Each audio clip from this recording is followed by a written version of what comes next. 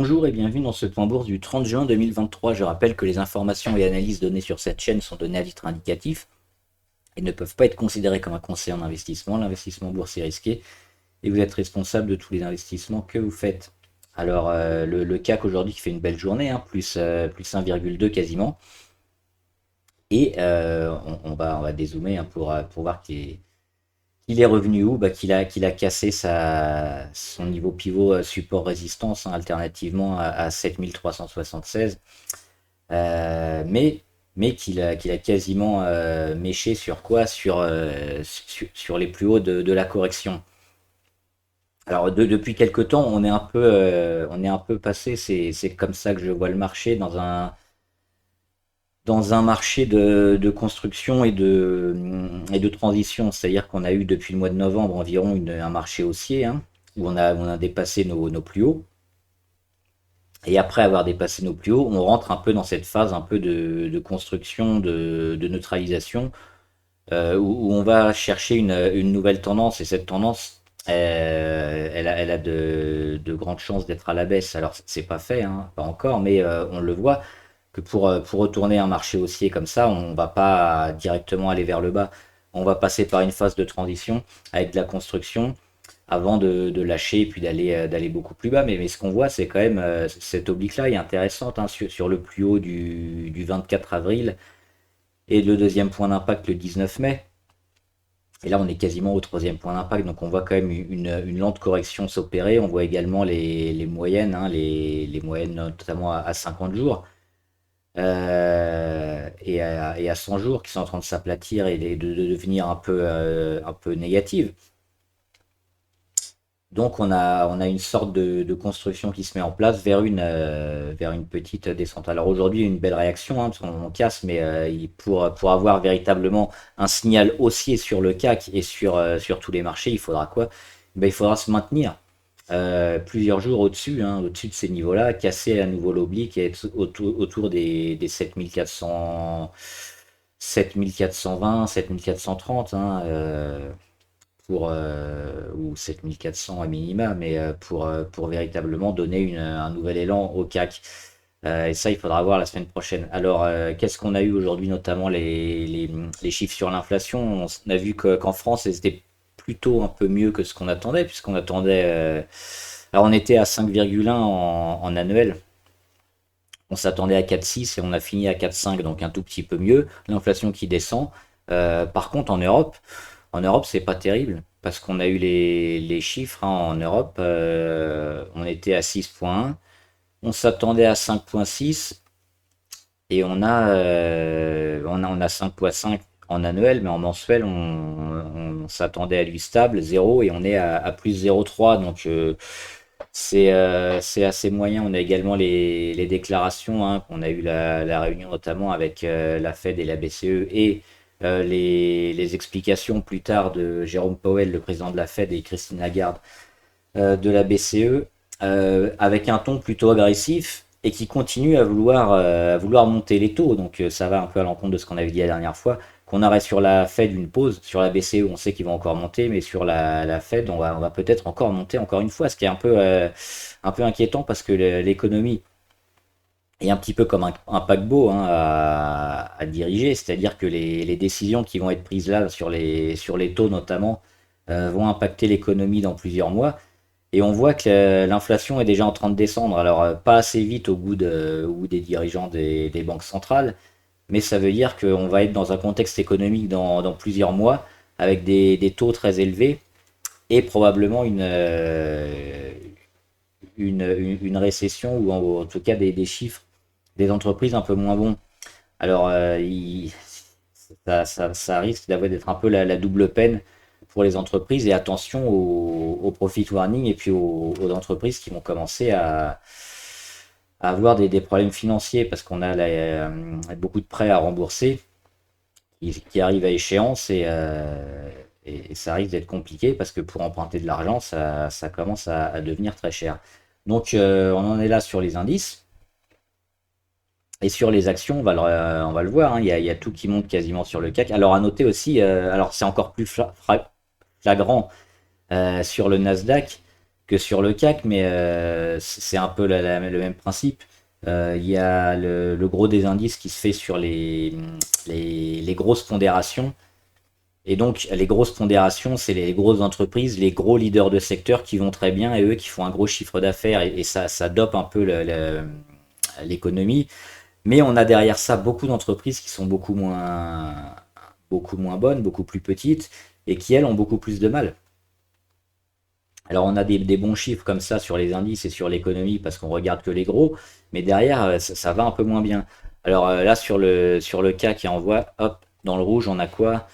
Alors Orange, bah normal, hein, c'est un secteur plutôt défensif, donc comme tout le monde on a peu de chances de se mettre sur Orange, on y reviendra certainement dans quelques jours, mais, euh, mais c'est un secteur un peu à contre-courant du CAC, hein, on en parle souvent. Alors Worldline. Worldline, ils perdent un peu aujourd'hui, mais on est allé chercher déjà hein, sous les 30 au niveau RSI, on en ressort. Là, on a une inversion de tendance niveau MACD. Et on a été chercher le plus bas du mois de juin 2022, donc un an en arrière. Et on a rebondi. On le voit ici, hein, c'est cette oblique verte. On a été la chercher, on est en phase de rebond, donc plutôt à court terme, plutôt favorable hein, sur Worldline. Moi, c'est une action que j'aime bien. Ça vaut peut-être le coup hein, de jouer le rebond et puis une remontée sur le titre. Et enfin, téléperformance, alors toujours, hein, je répète, sous les 160, on est très négatif. On le voit qu'à chaque fois qu'elle a tapé sa moyenne à 200, avril 2022, juillet 2022, février 2023, elle est toujours été en échec. Donc là, dernièrement, c'est pareil. Et puis on revient tester des zones pivot. Pour l'instant, on est en échec sous les 160. C'est négatif hein, sur téléperformance, attention. Ce qui marche bien, Eurofin, alors oui, c'est du rebond plutôt technique sur Eurofin parce qu'on voit que la tendance est dégradée. Et puis dernièrement, hein, en cassant les 60, voire les 57, alors aujourd'hui elle est au-dessus, on donne quand même des gros signes de faiblesse sur le titre. Donc pareil, attention sur Eurofin qui est plutôt orienté de façon négative. Et enfin Unibail, alors le secteur de l'immobilier qui va pas si mal, hein, qui n'est pas en train de craquer. Et Unibail, on le voit, alors si vous avez suivi, ça c'était mon scénario hein, qui s'est réalisé à la perfection sur le fin mai, de fin mai à mi-juin, c'est exactement ce qu'elle a fait. Donc rebond ici sur un support majeur, hein, le support des 42. Ensuite, on met un plus haut. Et ce qui est intéressant de noter, c'est ça, hein, sur Unibail, c'est les plus hauts 63, 51,9, 48,8. Il faut attendre quoi bah, d'avoir un plus haut, un peu plus haut que le précédent. Pour l'instant, on ne l'a pas. Mais là, on s'en rapproche. C'est-à-dire que si on vient à casser les 48,8, on va aussi retrouver nos moyennes les plus hautes. C'est plutôt très positif sur Unibail. Donc, on est en train d'éponger le plus dur. C'est pas encore fait, il faudra casser les 48 et puis sur les 50 peut-être se placer pour Unibail, pour une optique d'immobilier qui ne craque pas et dans un contexte plutôt favorable. Bien sûr, si tout craque à droite à gauche et que l'immobilier se casse la gueule, ce sera plus pertinent, mais on donne graphiquement des signaux assez positifs sur le titre. Allez, on va regarder les actions du portefeuille en les valeurs abonnées, notamment quelques valeurs intéressantes. Alors, Alphabet toujours en correction, hein, ils sont allés chercher ici leur résistance à 124.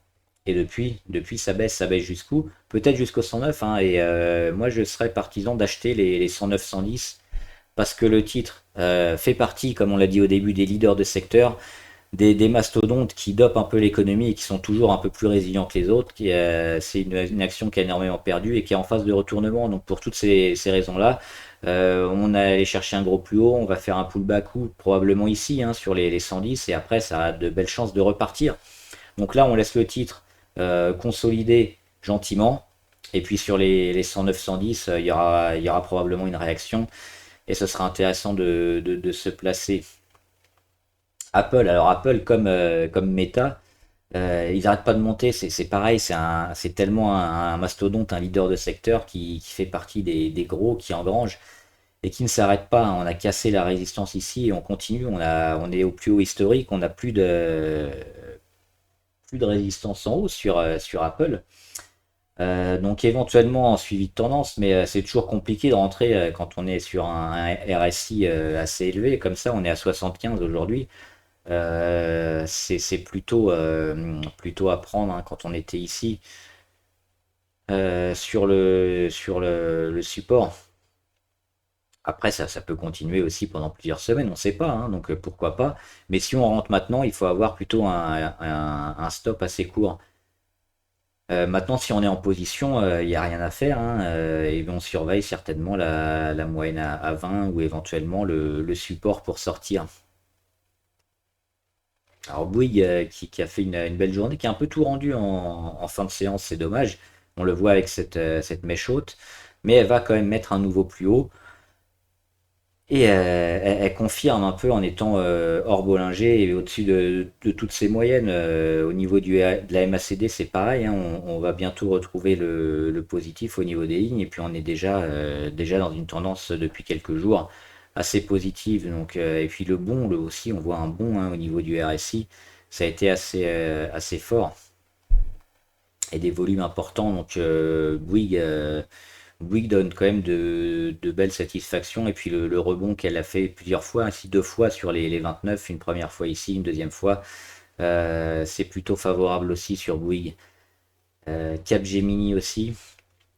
Capgemini qui a fait son premier rebond, hein, suite à sa correction du mois de mai.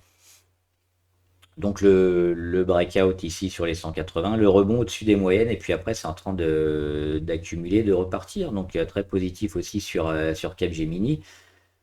Carrefour. Carrefour qui se comporte bien. Alors il y a un petit gap sur Carrefour. Ici. On peut le matérialiser ici, hein, sur le gap. Il est, hop, sur les 16, les 16,8 environ. Carrefour très positif, hein, on l'a vu, il y a eu une phase de correction et puis derrière on repart. Même si les marchés peuvent avoir du mal, Carrefour il devrait tirer leur épingle du jeu. Alors si on est plutôt prudent, on va monter les stops, mais il y a de belles chances d'aller chercher pourquoi pas un objectif au-delà des 18 sur Carrefour à court terme.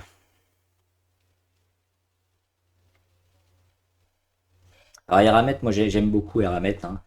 Est-ce que c'est pas le moment de rentrer sur Eramet? Peut-être. On va dézoomer pour voir quand même la grande figure. Et ce niveau intéressant sur les 81,7, qui a toujours été pivot sur le titre, hein, quand on l'a cassé ici. On a lancé une séquence énorme après une grande séquence de quasiment un an, de 6 mois, un an de correction, avec encore ce niveau à 81,7 qui a toujours été bien marqué, hein. Et quand il a lâché, on relance une deuxième fois, une figure un peu plus petite. Et puis là, dernièrement, on recasse encore, on fait une figure encore plus petite. Et là, on tient les 81,7. On finit autour de la moyenne à 200 aujourd'hui. On voit que le titre est quand même en train d'accumuler sur ces niveaux-là et à chaque fois il les tient. Donc moi, c'est une des actions sur lesquelles je suis le plus attentif et sur lequel je pourrais encore me réinvestir plus peut-être dans les semaines à venir. Je suis déjà, hein, dessus sur Eramet. À surveiller toujours, hein, les 80 en gros, pour sortir, mais si on tient là, on pourrait monter et avoir une semaine prochaine intéressante. La Française des Jeux, intéressante aussi, on a bien travaillé la moyenne à 200 et on repart. L'objectif sur la FDJ, il est d'aller chercher les 36-37 et éventuellement plus pour lancer une nouvelle séquence, mais l'objectif court terme, il est ici.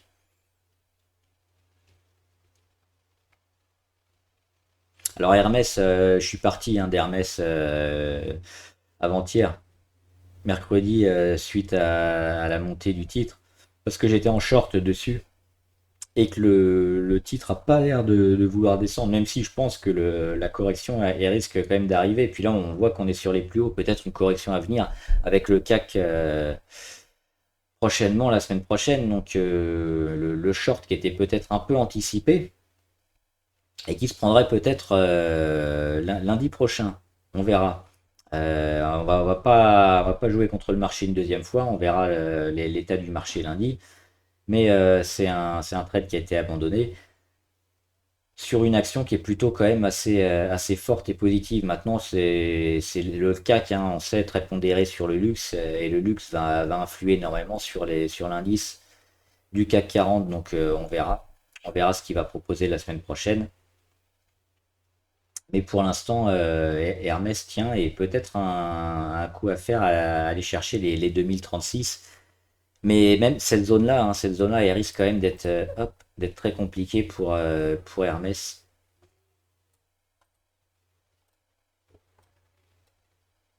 On verra s'il arrive à revenir, mais si on vient à buter sur les 2036, on sera quand même assez inquiet. Calray qui avait une petite résistance ici, hein, sur les 28, qui l'a cassé jeudi.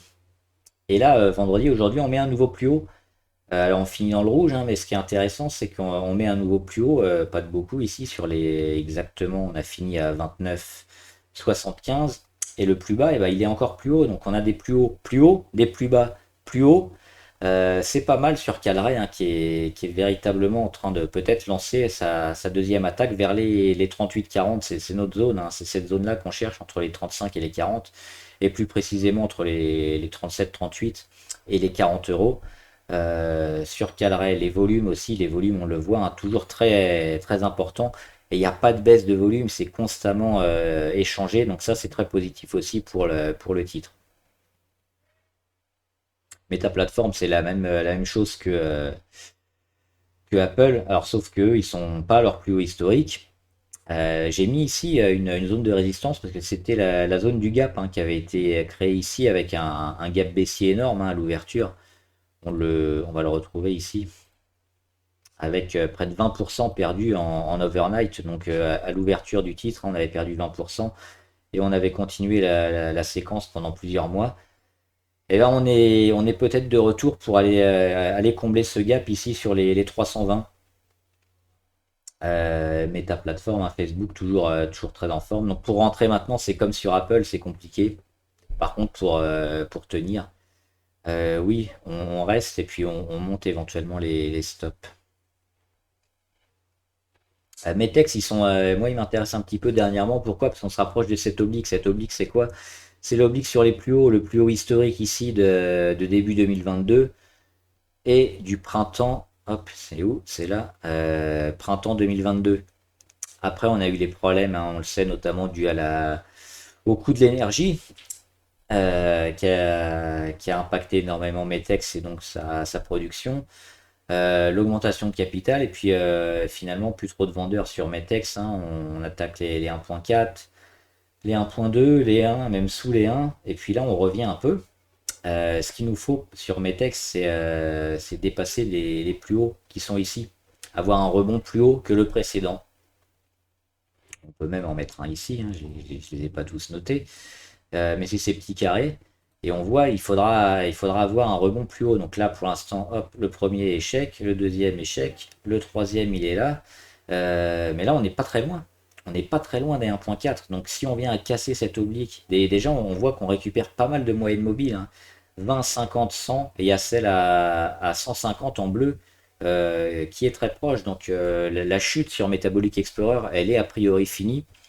Maintenant, il va falloir. Ça va jouer probablement au mois de juillet. On sait qu'on a, je crois que les résultats fin juillet. Et c'est ça qu'on va jouer sur le titre. Donc, si les résultats vont être bons fin juillet, on peut espérer un retournement. Sinon, il faudra oublier la valeur. Donc, on pourra tenter éventuellement de se placer entre maintenant et fin juillet.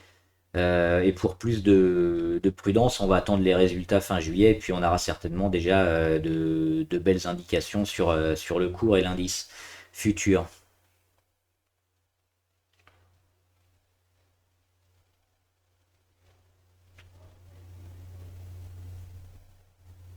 Plastic Omnium aussi, elle se regarde très intéressamment. Pourquoi? Parce qu'on a le secteur auto. J'arrête d'inventer des mots. On a le secteur auto qui va très bien, hein, assez fort. On va le voir plus tard avec les valeurs abonnées. Et Plastic Omnium, c'est un équipement auto, donc une valeur qui est un peu qui va suivre un peu le secteur automobile. Et graphiquement, on le voit, hein. Alors, il n'y a pas encore de retournement, mais il y a un arrêt de la baisse. Il y a une première tentative avortée, une deuxième aussi, mais le cours est plutôt à la hausse, hein, ces derniers mois, depuis l'année 2023. Et on a ces plus hauts ici, de plus en plus haut. La phase de congestion avec les plus hauts de plus en plus bas, et on le voit, il y a une phase de congestion, on arrive au bout. Et il faudrait la casser avec pas mal de volumes, peut-être comme ça, hein, des volumes de l'ordre de 300 000 ou plus. Ça sera un gros signe favorable. Donc ce qu'on attend sur Plastic Omnium, c'est ça. C'est un gros pic, sortir ici, et puis ça validerait le scénario où on aurait comme ça une montée et un retournement aussi. Alors on peut soit l'anticiper maintenant, mais c'est assez risqué parce que ce scénario-là, il n'est pas encore validé. Mais le jour où on vient casser ici les 16,9, les 17 et qu'on a des volumes, ce sera jackpot sur Plastic Omnium. Serge Ferrari qui continue, hein, moi je suis toujours dessus évidemment. Plus 3,47 aujourd'hui. C'était pareil, hein, c'est le petit scénario qu'on avait fait. Et puis finalement, on est assez proche de la vérité, hein, avec un breakout, un pullback, une zone d'accumulation et puis une montée assez en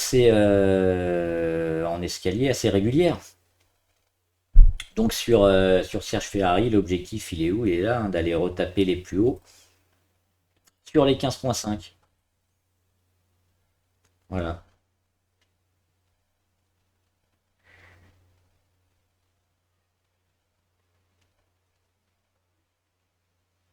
Virgin qui a pas mal de mal. Alors il y a eu le vol commercial, hein, on l'a vu, on pouvait le voir en direct, hein, qui s'est bien passé. Les échanges ont été importants, hein, c'était hier. On le voit avec quasiment 100 millions aussi qui seraient échangés. Pourtant, le titre continue de dégringoler. Alors, on avait un premier trade, hein, qui avait été largement gagnant en court terme. Et maintenant, la position qu'on garde, c'est pour du moyen terme, en attendant les vols du mois d'août. Donc pour l'instant, pas de panique, mais on a quand même une grosse baisse du cours, hein, alors que les vols commerciaux ont été plutôt positifs. On a cette oblique-là aussi sur Virgin Galactic, sur les plus bas, qu'il faudra suivre. Si on vient à casser les 3,5, ce sera assez inquiétant. Mais sinon, on sait qu'il y a beaucoup de volatilité sur le titre, hein, on le voit ici. On va dézoomer. La volatilité, elle est comme le pic qu'on a eu au mois de février et juin 2021. Donc, on s'attend évidemment à des gros pointes assez hautes et des pullbacks assez forts aussi, assez violents vers le bas. Ce qu'il faudra voir, c'est le maintien sur ces niveaux-là, parce que si on va chercher plus bas, ce sera très négatif. Maintenant, on sait, hein, c'est spéculatif et on tente un coup avec Virgin, mais il y a de belles chances, si on se maintient sur ces niveaux de 3-4, à aller chercher par la suite et cet été et plus tard beaucoup plus haut, parce que c'est toujours une action qui se trade énormément. On le voit, les volumes ne mentent pas. À Visa, je l'ai mis dans les actions à suivre. Peut-être à se positionner également maintenant, hein, sur Visa. Tiens, on va l'enlever ça. Hop. Parce qu'il y a eu du dividende. Il est ici. 232, on voit que c'est une zone qui a été énormément travaillée. Ça a fait échec déjà au mois de janvier, ça a fait échec au mois d'avril, ça a fait échec au mois de mai.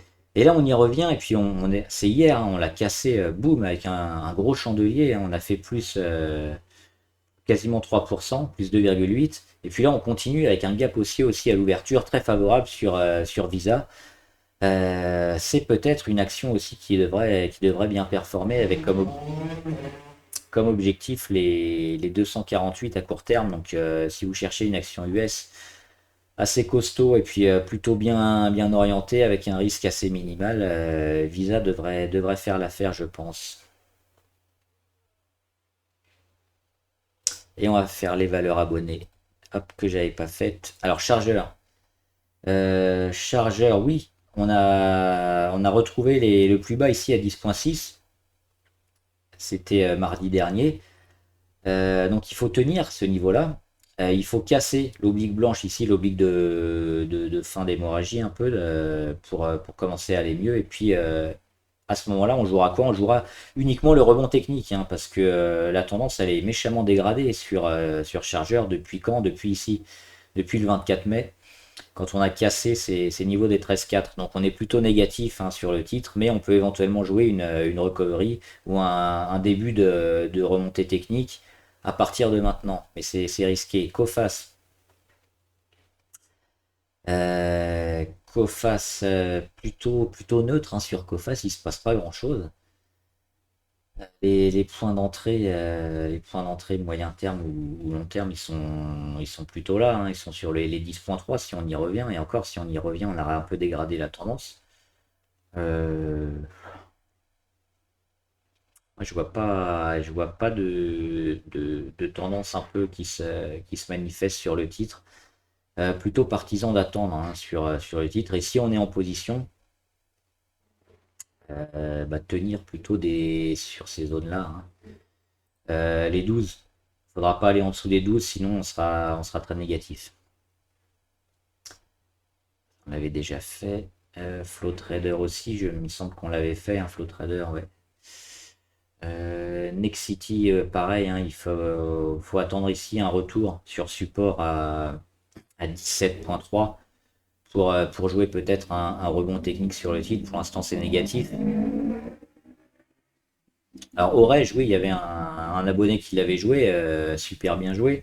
Alors, quand on a comme ça des graphes où on a tout qui descend pendant plusieurs années et qu'à chaque fois on a des sortes de pump and up, hein, avec un gros chandelier, et puis après on repère tout, hein, quelques zones comme ça où on travaille, mais finalement on repère tout à chaque fois. Qu'est-ce qu'on peut jouer? Généralement, on vise la moyenne à 200. Donc là, c'était le cas, hein. On était sur les 0,2. On avait la moyenne à 200 à 0,4. Donc on a fait du x2. Il faut sortir. Alors on voit qu'on mèche beaucoup plus haut.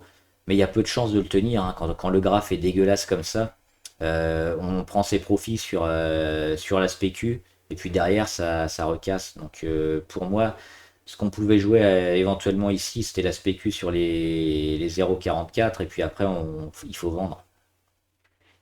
Renault. Alors Renault, oui, on en avait parlé ici, hein, comme quoi elle était intéressante avec le support à 31, et puis cette zone de travail, alors qui a été un peu longue, hein, je pensais qu'elle aurait duré 2 semaines. Elle a finalement duré avril, mai, juin, 3 mois. Au lieu de 3 semaines, elle a fait 2-3 mois. Finalement positive, hein, parce qu'on est allé chercher la résistance ici à 37,7 qu'on a cassé. Et le secteur auto toujours plutôt pas mal. Maintenant, la force de cette cassure est pas énorme, parce qu'on voit qu'on va pas chercher non plus les autres résistances qui sont un peu plus hautes. Sur Renault, déjà se maintenir, hein, se maintenir dans cette tendance un peu positive qu'on peut matérialiser ici. Hop, peut-être comme ça, et puis surtout vérifier que la moyenne à 20 elle va suivre cette oblique-là. Donc pour du court terme, si on est rentré récemment sur Renault, on pourra suivre cette oblique et puis la moyenne à 20. Maintenant, si on veut être plus en mode investissement sur le titre, on va regarder plutôt Renault, hein, en hebdomadaire. Avec, on le voit, cette belle zone de travail ici sur les 32. C'est cette zone-là, hein, qu'il ne faudra pas lâcher sur Renault. Et l'objectif sur Renault, bah, on est plutôt optimiste, hein, quand même, parce qu'on a rebondi ici sur la moyenne à 200. On est en phase ascendante sur le titre. On voit au niveau de la MACD, on a fini la consolidation et on est déjà en train de repartir avec des chandeliers assez importants. Donc pourquoi pas se mettre en mode investissement sur Renault avec comme objectif les 40,4 à casser ici. Les 40,4, on va revenir en journalier. 40,4, on l'a pas, hein, ici. On pourra surveiller les 41 plutôt, qu'on a eu ici dernièrement. Donc c'est cette zone-là, hein, 41 sur Renault. Si on arrive à la casser fortement, Et à se maintenir au-dessus, on a un signal long terme très positif sur Renault. Ruby, attention, alors elle a réagi un peu une première fois sur les 22. Mais moi, quand je vois ça, je vois plutôt une phase de pause avant une nouvelle jambe baissière. Alors, je suis pas devin, je ne sais pas ce qu'elle va faire, mais moi, je serais plutôt prudent. On l'attend éventuellement sur les 20, hein. Maintenant, elle peut continuer à repartir, mais elle a donné des signaux très négatifs ici, Ruby. Et elle a un rebond. On le voit, le rebond est très faible. La force du rebond, pour l'instant, il est merdique. Donc, pas de gros signal de force sur Ruby. On va plutôt aller voir en bas. Seb. Alors, Seb, il y a eu deux pics de volume, hein, assez intéressants, qui sont suivis parce que derrière, on va quasiment pas plus bas et ça monte. Donc, ça, c'est plutôt positif. Après, sur le titre, c'est pareil, hein, on est assez neutre sur Seb. On a eu cette grosse poussée, ensuite le pullback, et puis là, à mon avis, on rentre dans une phase un peu de construction qui va pas être super intéressante et qui risque de durer longtemps. Donc moi, c'est comme ça que je le vois. Donc les niveaux à tenir, il faudra tenir les 89-90. C'est là où il y a peut-être eu des investisseurs qui sont rentrés. En dessous de 90, il faudra faire attention. Au-dessus, on risque d'être dans du trading un peu de range, hein, avec les niveaux ici des 107. Et pour voir un retournement plus fort, il faudra certainement plus d'indicateurs que ça. Moi, je ne vois pas grand-chose à part casser violemment les 107 prochainement. Ça risque d'être un peu compliqué. Score, on en avait parlé. L'objectif, c'est d'aller chercher les 28. Et Stellantis, pour finir, bah, le secteur auto, hein, qui va bien. On avait une porte d'entrée sur Stellantis ici, hein, break break des 15 environ. On continue le breakout, pullback au-dessus de l'oblique rouge, on est même allé en dessous quelques fois, mais avec des mèches, regardez les mèches, racheter, racheter, racheter, constamment, on a eu une semaine ici qui nous indiquait que le titre allait repartir, c'est fait. Maintenant, le gros signal de force, il va être où? Il va être sur les 16,40, les 16,20, hein, parce qu'on a vu, même ici, on était à 15,8, ça a été vendu à chaque fois. Donc c'est une grosse zone de résistance sur Stellantis. Et pour la casser, il faudra se mettre plusieurs jours au-dessus parce que là, le scénario, c'est quoi? C'est d'aller la chercher et on va risque d'avoir du mal et de repartir un peu en bas. Par contre, si on arrive à se mettre au-dessus quelques jours et qu'on relance un peu la machine, alors oui, oui, sur Stellantis, ce sera même un signal moyen long terme, un signal d'investissement intéressant. On va même se mettre en hebdomadaire. On le voit, hein, ces niveaux-là. Sur Stellantis, à chaque fois on a été les chercher et puis c'est vendu, vendu, vendu. Mais le point positif, c'est qu'on va pas très bas, hein, dernièrement. C'est racheté, on le voit ici. On est allé plus bas chercher la moyenne à 200, mais c'était 2022. Et dernièrement, 2023, les plus bas sont beaucoup plus hauts, donc c'est intéressant. On peut même voir éventuellement une figure de tasse à équance. Alors la tasse, elle est un peu bizarre parce qu'elle zigzague, mais c'est ça, hein. C'est la tasse, on a les plus hauts et puis on revient chercher les plus hauts ici. Donc si on vient casser cette zone-là, hop, journalier, Stellantis, c'est ça, hein, c'est la tasse. Et puis là, on est en train de taper l'anse ici. Éventuellement, parce que c'est un peu moche quand même comme tasse, mais oui, de toute façon, les 16,4 s'ils viennent à casser, on a un gros signal de force sur le titre, donc faudra probablement se placer dessus. Voilà, j'espère que la vidéo vous a aidé. N'hésitez pas, hein, à poser des questions en commentaire, à demander des analyses et puis des questions sur le trading en général, la bourse, les actions. J'y répondrai ou les autres y répondront en commentaire. Bon trade, à plus.